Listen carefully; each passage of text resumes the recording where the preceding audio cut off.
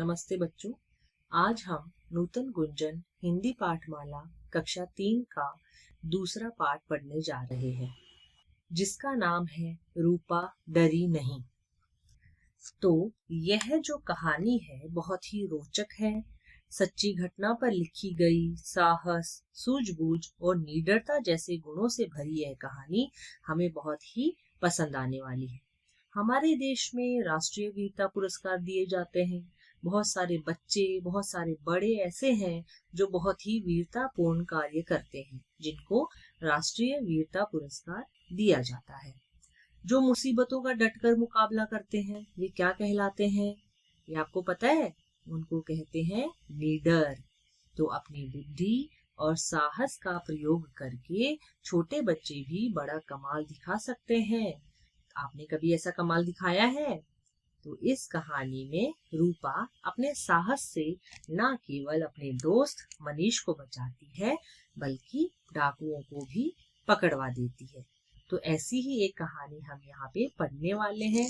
इस कहानी में रूपा नाम की एक लड़की की कहानी है, जिसके बारे में बहुत ही अच्छी अच्छी बातें हमें बताई गई हैं कि वो कितनी बहादुर थी, उसने अपने बहादुरी से अपने दोस्तों की कैसे मदद करी, वो सारा हमें इस पाठ के माध्यम से बताया गया है। तो हम पाठ शुरू करते हैं।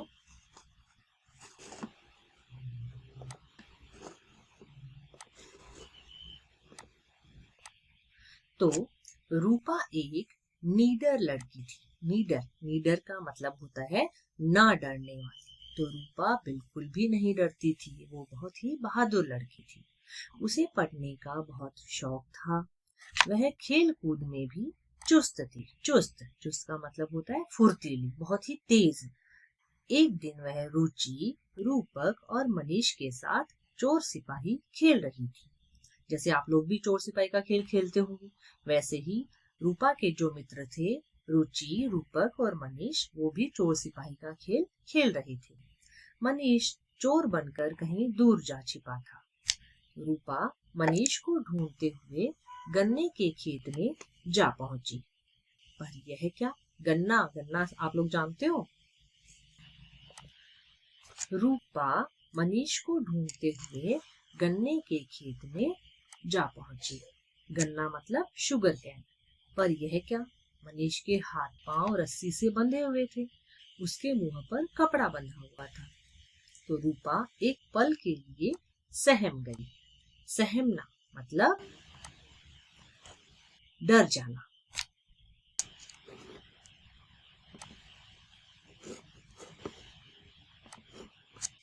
तो रूपा एक पल के लिए सहम गई।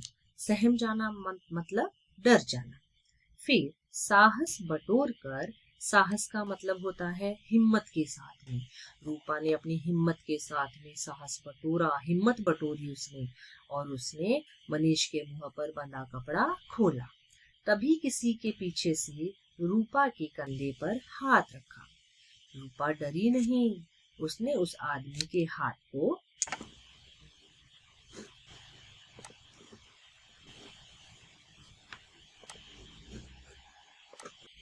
जोर से काटा।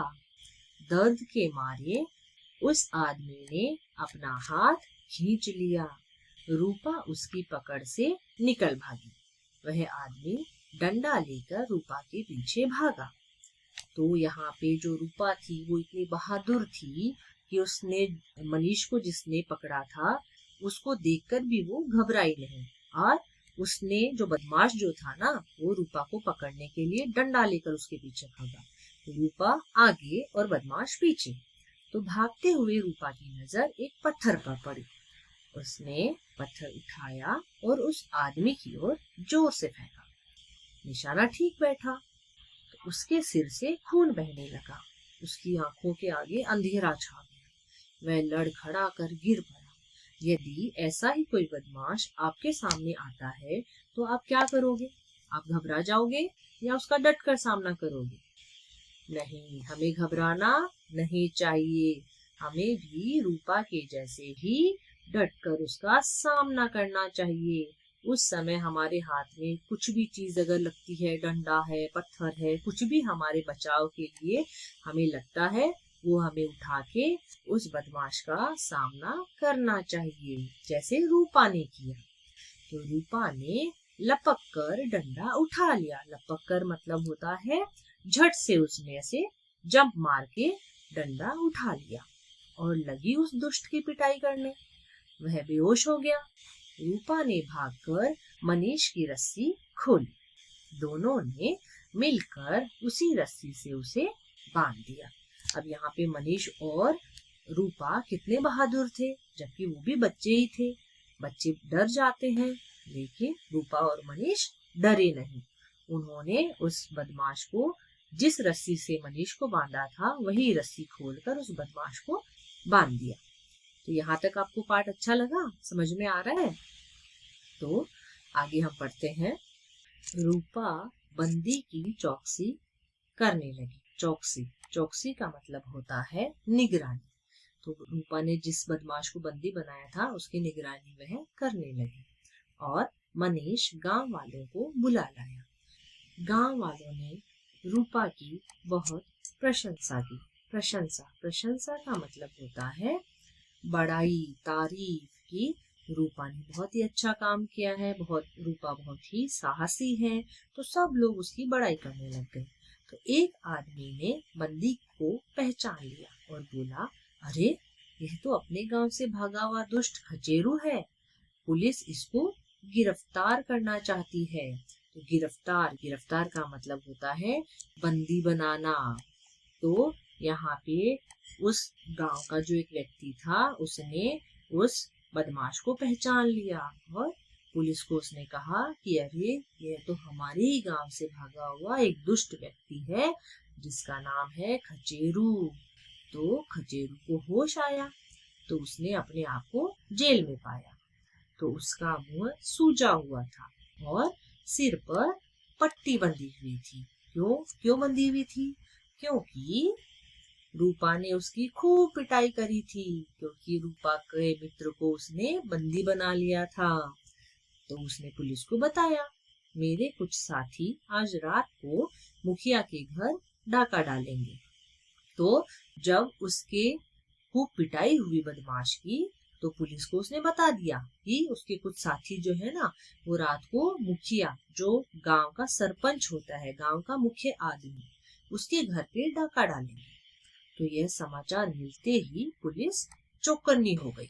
चौकन्नी का मतलब होता है सावधान। तो ये जब भी न्यूज उन पुलिस वालों को मिली, समाचार उनको मिला, तब वो सावधान हो गए थे। और रात के समय स्कूल के पास एक जीप आकर रुकी। तो उसमें से 4 डाकू बाहर निकले। पुलिस ने तुरंत ही उन्हें गिरफ्तार कर लिया। उनमें से एक के हाथ में बंदूक थी। अगले दिन समाचार पत्रों में डाकुओं के पकड़े जाने की पूरी घटना के साथ रूपा के बड़े बड़े चित्र छपे थे। तो अगर पुलिस सावधान नहीं होती, रूपा ने अगर बदमाश को नहीं पकड़ा होता, तो पुलिस सावधान नहीं होती, और पुलिस सावधान नहीं होती तो वो जो 4 डाकू आए थे वो गांव को लूट कर चले जाते थे, और हो सकता है किसी को मार भी दे, क्योंकि उनके पास बंदूक थी। तो रूपा की सूझबूझ की वजह से, रूपा के साहस की वजह से गांव वाले और मुखिया बच गए और पुलिस के द्वारा उनकी मदद की गई, जिससे डाकू पकड़े गए। तो ये इतना बहादुरी का काम रूपा ने किया। तो समाचार पत्र में उसकी फोटो छपी थी, और वो भी पुरस्कार के साथ में। तो बच्चों, ऐसे ही हमें हमेशा बहादुरी के साथ में हर कार्य करना चाहिए। कभी भी मुसीबत आती है तो उसको सामने देखकर हमें रोना नहीं चाहिए। तुम लोग रोना शुरू कर देते हो, नहीं, हमें बहादुरी के साथ में उसका सामना करना चाहिए, बिल्कुल रूपा के जैसे। तो आशा है आपको पाठ समझ में आया होगा। अब हम पाठ के नीचे के जो शब्द अर्थ हैं वो हम पढ़ेंगे। नीडर का मतलब होता है ना डरने वाला। चौकसी का अर्थ है निगरानी। चुस्त, फुर्तीली यानी एक्टिव। प्रशंसा, बड़ाई या तारीफ। सहम जाना यानी डर जाना, जो इस पाठ में आए हुए हैं ना शब्द अर्थ, वही वाले। साहस, हिम्मत। गिरफ्तार, बंदी बनाना, टू अरेस्ट। चौकन्नी यानी सतर्क या सावधान या फिर अलर्ट रहना। इसके बाद में भाषा से का पहला प्रश्न है, जो हम पाठ के नीचे का व्याकरण होता है ना, वो हम हल करने वाले हैं। तो भाषा से का पहला प्रश्न है, समानार्थक शब्द लिखो। समानार्थक यानी पर्यायवाची शब्द, कि एक शब्द के और भी अनेक अर्थ निकलते हो। साहस, हिम्मत। हाथ, कर, प्रशंसा, तारीफ। आंख, नयन। ठीक, सही। खून, रक्त। प्रश्न संख्या 2, संयुक्त व्यंजनों का प्रयोग समझो और दिए गए शब्दों से खाली स्थान भरो। संयुक्त व्यंजन हम पहली क्लास से पढ़ते आ रहे हैं। संयुक्त व्यंजन पुस्तक, गन्ना, चम्मच, अन्न, मस्तक, हिम्मत, चुस्त, सम्मान, प्रसन्न। ये आपको ब्रैकेट में दिए गए शब्द हैं और नीचे दिया गया है आधा म प्लस पूरा म इक्वल टू आधा म और म। तो इससे जो भी शब्द बनते हैं वो हमें इसके नीचे लिखने हैं। तो पहले में आधा म और पूरा म के जो शब्द हैं वो बताएंगे हम, चम्मच, हिम्मत और सम्मान। और आधा न और पूरा न से जो शब्द बनते हैं वो है गन्ना, अन्न, प्रसन्न।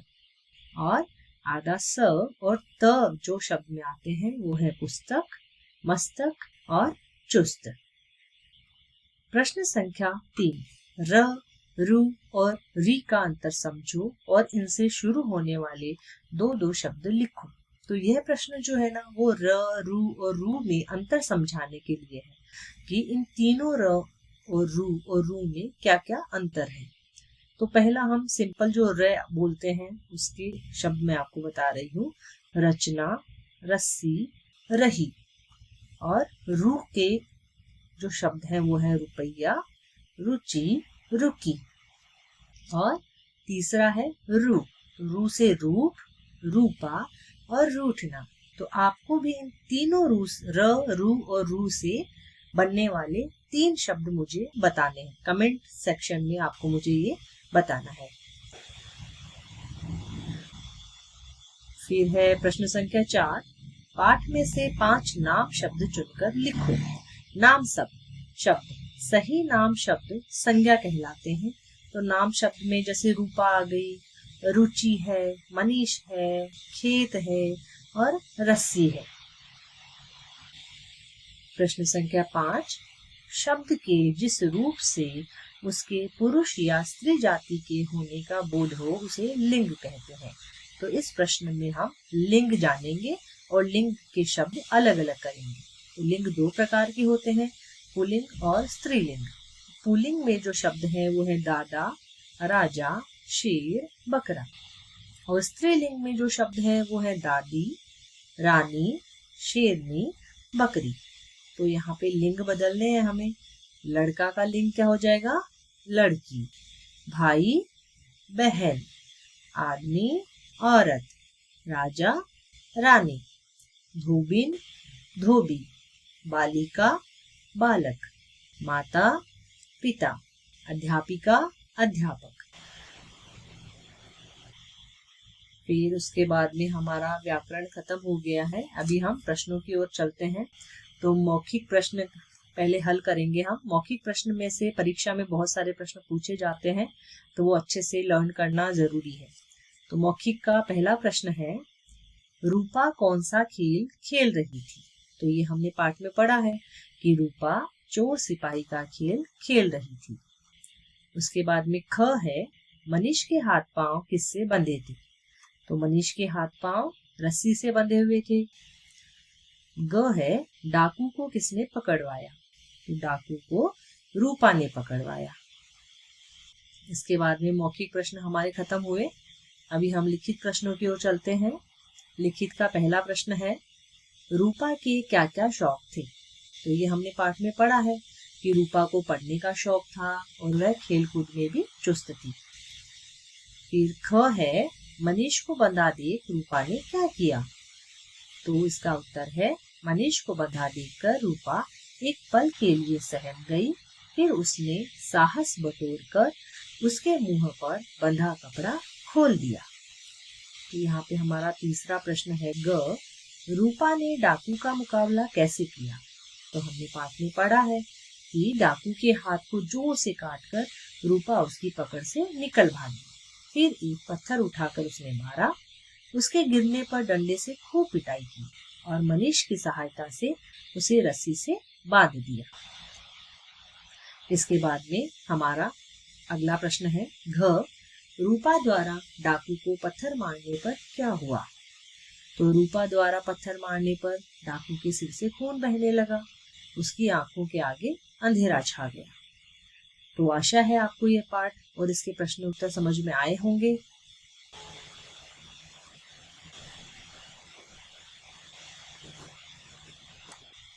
इसके बाद में लिखित प्रश्नों के बाद में है प्रश्न संख्या 2, कहानी के अनुसार सही बात पर सही का निशान लगाओ।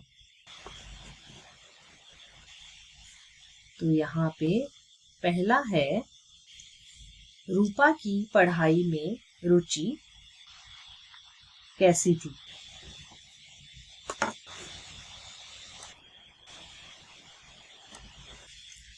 क है रूपा की पढ़ाई में रुचि नहीं थी, तो ये हो गया गलत। ख है रूपा निडर और साहसी थी, सही। ग है मनीष को किसी ने धक्का दिया, तो ये हो गया गलत। मनीष को किसी ने भी धक्का नहीं दिया था। फिर घ है रूपा ने डाकू की डंडे से पिटाई की, सही। ड़ है रूपा की फोटो अखबार में छपी थी, सही। रूपा ने भागकर मनीष की रस्सी खोली, सही। समाचार सुनते ही पुलिस चौकन्नी हो गई, सही। उसके बाद में है प्रश्न संख्या 3, सही शब्द चुनकर वाक्य पूरे करो। रस्सी, गन्ने के खेत, समाचार पत्रों, चौकन्नी, डाकू, गिरफ्तार, डंडा और मनीष। तो यहाँ पे आपको शब्द दिए गए हैं, इन शब्दों के द्वारा आपको सही शब्द चुनकर वाक्यों को पूरा करना है। तो पहला है रूपा मनीष को ढूंढते हुए डैश में पहुंची, कहाँ पहुंची, गन्ने के खेत में पहुंची। ख है आदमी खालिस्तान लेकर रूपा के पीछे भागा, तो खालिस्तान में क्या आएगा, डंडा। रूपा और मनीष ने खालिस्तान को खालिस्तान से बांध दिया, तो पहले खालिस्तान में आएगा डाकू और दूसरे में रस्सी। तो रूपा और मनीष ने डाकू को रस्सी से बांध दिया। घ है पुलिस डाकू को डैश करना चाहती थी, तो इस डैश में आएगा गिरफ्तार। डाकुओं के पकड़े जाने की घटना डैश में छपी, कहाँ छपी थी घटना, समाचार पत्रों में। च है रूपा ने भागकर डैश की रस्सी खोली, किसकी रस्सी खोली, डाकू की या मनीष की, यस मनीष की रस्सी खोली। छ है समाचार सुनते ही पुलिस चौकन्नी हो गई, यहाँ समाचार को सुनते ही पुलिस को लगा कि वहां पे डाका डालने वाले हैं, तो पुलिस चौकन्नी हो गई थी पहले से ही। इसके बाद में सोचकर लिखो, ये हमारा आखिरी प्रश्न है जो बहुत बार परीक्षा में पूछा जाता है। तो इस पाठ से आपको क्या क्या सीखने को मिला, इस पाठ में आपने क्या देखा, क्या सीखा, आपको क्या प्रेरणा मिली, उस तरीके के प्रश्न हमें इसमें पूछे जाते हैं। तो इसमें प्रश्न है रूपा जैसे साहसी बच्चों से आपको क्या प्रेरणा मिलती है। तो इसका उत्तर है रूपा जैसे साहसी बच्चों से हमें साहसी, नीडर और बुद्धिमान बनने की प्रेरणा मिलती है। तो आपको कमेंट बॉक्स में आपको अपने उत्तर मुझे लिखकर बताने हैं कि रूपा जैसे साहसी बच्चों से आपको क्या प्रेरणा मिली। इस पाठ से आपने क्या सीखा वो मुझे कमेंट बॉक्स में बताना है। धन्यवाद।